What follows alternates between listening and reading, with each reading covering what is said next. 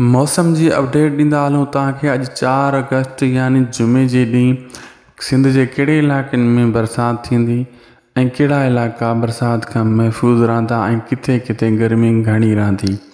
मौसम खां बाख़बर रहण जे लाइ असांजे यूट्यूब चैनल शाहिद खोसो वीलॉग खे सब्सक्राइब करे छॾियो जीअं हर अपडेट तव्हांखे सभ खां पहिरियां मिले। ऐं फेसबुक पेज ते अगरि ॾिसी रहिया हो इहा वीडियो अॻिते शेयर करे छॾियो जीअं मौसम जे बारे में कंहिं ॿिए खे बि ख़बर पइजी वञे। इहो तव्हांजे मथां फ़र्ज़ु बणिजे थो। मौसम जी अपडेट तव्हांखे रोज़ानो असां ॾींदा आहियूं। तव्हांजो माशाअल्लाह रिप्लाई सुठो मिलंदो आहे। अॼु तव्हांखे तफ़सील सां मौसम ॿुधाईंदासीं। सिंध जे कहिड़े इलाइक़े में 4 अगस्त यानी जुमे जे ॾींहुं 24 घंटनि में किथे किथे बरसाति थींदी ऐं किथे किथे बरसाति कान थींदी।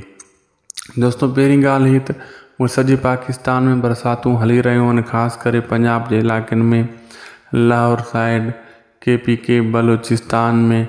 बसि असां वरी ॾींदा आहियूं सिंध जी अपडेट, ख़ासि करे जेका बि सिंध जा शहर आहिनि।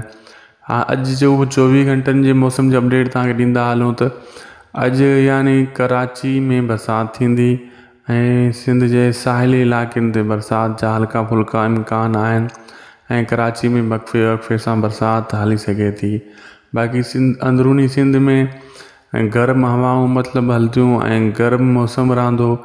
किथे किथे बादल झुड़ तव्हांखे ॾिसण में ईंदा, लेकिन उते बरसाति ख़ासि कान थींदी।